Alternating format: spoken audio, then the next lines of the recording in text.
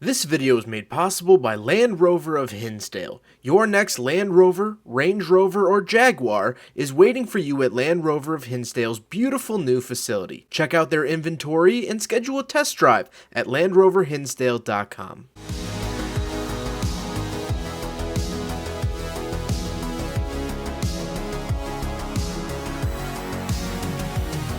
Alright, what's up guys? My name is Zach, and today I am driving a 2022 Land Rover Defender 110 SE. Up front is a 3.0 liter inline 6, and down below is an 8-speed automatic transmission. Now, I am super excited to be driving this here Land Rover Defender for a couple of reasons. First of all, this here body style Defender is still relatively new. It debuted only 2 years ago, and to me, it's still a hot commodity. The second reason is because I've driven an older Land Rover Defender from 1997, the highly sought after one, and so I'll be drawing some comparisons between that and this. But before we get on with the rest of the video, if you would like to help out the channel, I do have a website, zackpradel.com. I also have a blog there. You can buy merch, as well as submit your own vehicle for review, if that's something that you'd like. Or you can email me to submit your vehicle at pradelreviews@gmail.com, but that'll all be found in the description below. Let's get back to that 3.0 liter inline 6. Well, it makes 395 horsepower, 406 foot-pounds of torque. Now, those are the numbers that you're really going to want to look for, especially with this being a luxury off-roader. And let me tell you, it is absolutely no slouch. Like I said, paired to it is an 8-speed automatic transmission. It is a ZF transmission, which I absolutely love ZF transmissions. They're their own independent manufacturer, and I think they do a fantastic job with their transmissions. And it's shifting really, really well. I'm driving it through the neighborhoods here. It's nice, quiet, calm, and collected. And that's all I can really ask for. Last but not least, of course, the Defender is 4-wheel drive, and it does have a 2-speed transfer case, so it definitely has the parts that make up a luxury off-roader. But let's talk about that luxury portion with the interior. Well, in front of me, I have a digital screen. I love this. I think it looks crisp. I think it looks fresh and modern. On the left, I have my speedometer, which has red lines at 30 and 70. Which is kind of interesting. And on the right, I have my tachometer. Of course, I have like coolant temperature and fuel and all the necessities. Again, I think this adds a really nice feel to the Defender, makes it feel very, very modern. On the steering wheel, on the left, I have my skip track, volume, and controls, as well as I have this little diamond button. This diamond button is actually a custom button. So you can tell the Defender whatever you want to tell it, and it'll keep that for as long as until you reset it. I think that's fantastic.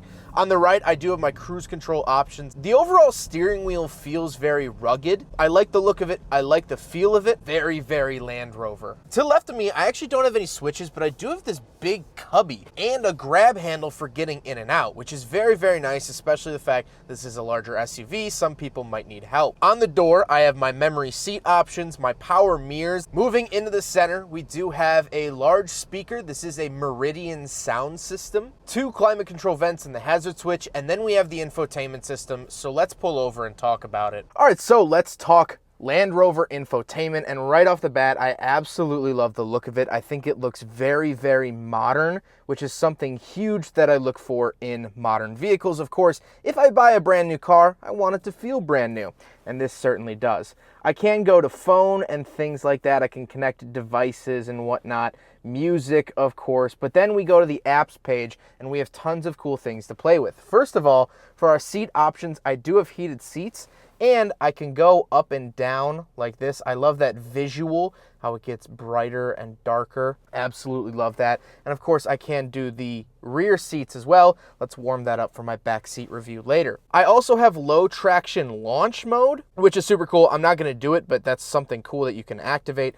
Vehicle dimensions. This is kind of interesting. So with the ride height, when I adjust the ride height, it'll actually adjust the dimensions as well. There you go, see? So it actually changed the dimensions, which is fantastic and really, really cool. You know, if you're going to go on a trail and you know it's X amount of feet wide or X amount of feet tall, you know if you'll be able to fit. And normally it does say this does not include accessories. So if you have a roof rack, obviously that height is going to be a little bit different. Moving on here, we do have cameras, which is fantastic. I get this sort of 3D camera, which is really, really cool. That's where I am right now.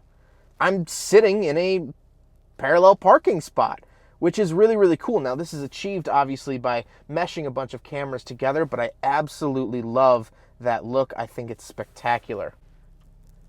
Let me try to... There we go. That might be a little bit better. But as you can see, I pulled out a little bit, so I'm in the shade now. But look at that. I mean, that's my Defender. That's so cool. And I love that. I can also look at some off-road cameras and towing cameras.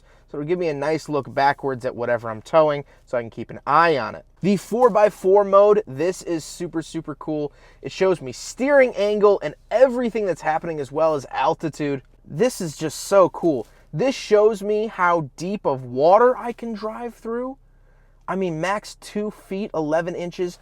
So cool. I mean, if you're into statistics and information and infographics, this car is just perfect for you.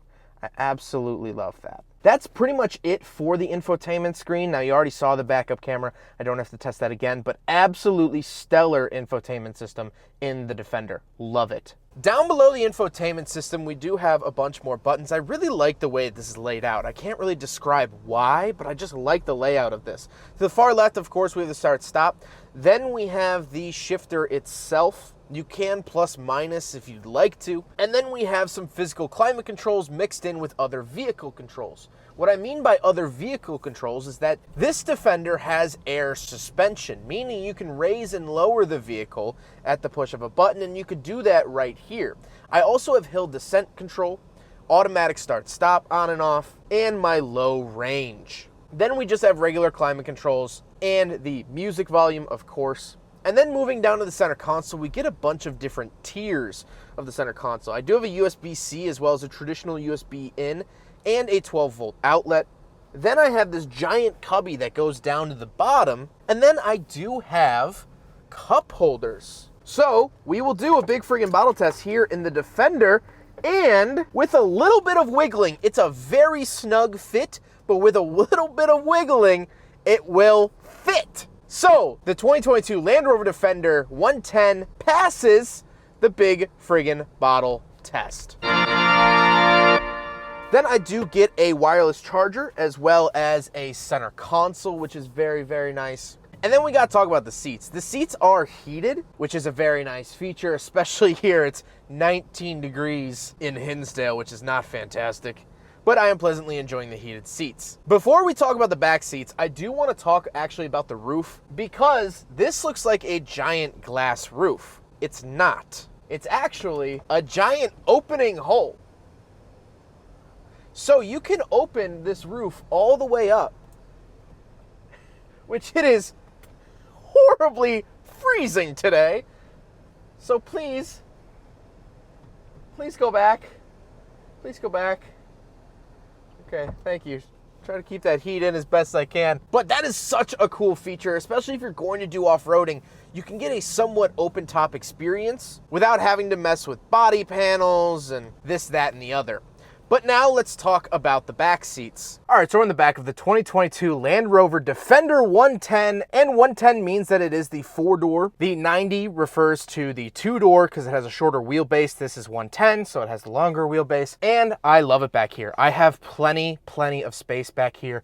Headroom, fantastic. Knee room, fantastic. I also have 5-volt chargers in the back of either of these seats, and I do have this little insert so I can actually hook something like an iPad or phone or something of that nature. Down below, I have my own climate controls, of course, for heated seats as well, and I get 2 USB-C chargers as well as 2 12-volt outlets. The last thing and the really cool thing about this back seat before we talk about the cargo space is that way behind me, I actually get these tiny little windows, and I love that little look. Very adventurous, makes me feel like I'm in a safari vehicle, which is really cool.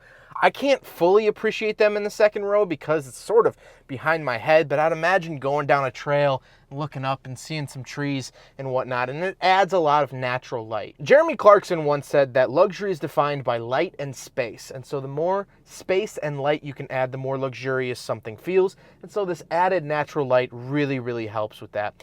Speaking of the back end of the car, let's go hop around back, take a look at the trunk, and then we'll talk about the looks. All right, so we're on the back of the Defender 110. We have this nice little door here. And of course, because this is a new car, of course, we have all the cool new car things that come with it. But nice space back here. I do have a fan speed control, which is very, very interesting. Again, here are those skylights I was just raving about. And I can also raise or lower the Defender from the button back here, which is so cool.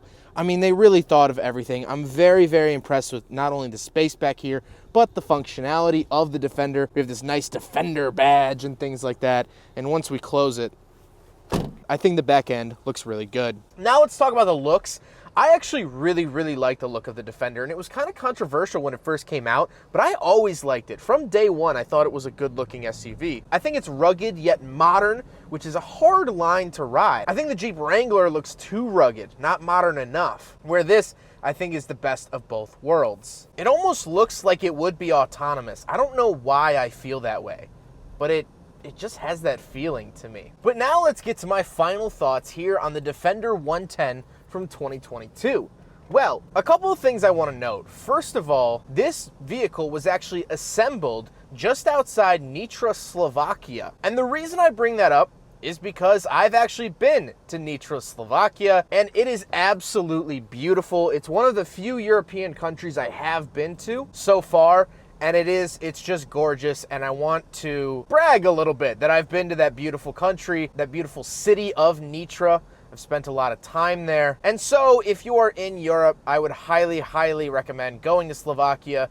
Some of the best people I've ever met are there, and I will be returning to review cars in Slovakia at some point or another. The second thing I wanted to point out at the end of this video is that I drove a 1997 Land Rover Defender. Those have gone up incredibly in price. They are hard to find, and I drove the perfect spec one. It had under 30,000 miles. It was yellow, two-door, North American spec, beautiful vehicle. And that felt very primitive. It felt like a hardcore Jeep. It had all of the essentials and nothing else. Where this, well, this has some nicer features than that. This has the heated seats, the cruise control, air suspension, a lot more than just the bare bone basics. And with that in mind, this doesn't really drive like the old one. This is something completely different. But honestly, at the end of the day, I don't want the new Defender to drive like the old one. Yes, the old one was cool and unique and, you know, that sort of rugged feel. But here in 2022, if I'm gonna buy a car with a high price tag, I want it to drive and feel like it deserves that high price tag. And honestly, this does. This really does. This feels very nice. It's very comfortable. I am pleasantly enjoying myself, even though it is 20 degrees outside. I can't feel it, and I absolutely love that. I had high hopes for the new Defender, and honestly, I think everything was met as far as an on-road test can go. That should also go into account that I currently don't have a spot to take this vehicle off-road, so I can't test those capabilities firsthand. But what I can tell you is that it is very good on-road. Well, I hope you guys enjoyed the video. Huge thank you to Land Rover of Hinsdale for letting me take out their new Defender. They are absolutely awesome. I'm so excited to start working with the entire Bill Jacobs group, meaning Volkswagen, BMW, Jaguar, Land Rover, and Current, which is their used electric vehicle dealership. I am so excited to be working with them. Please go check them out. Their information is up on the screen as well as linked in the description below. I cannot say enough good things about them. But I hope you guys enjoyed the video. Don't forget to rate the video, comment on the video, and subscribe if you really liked it. Take care, guys.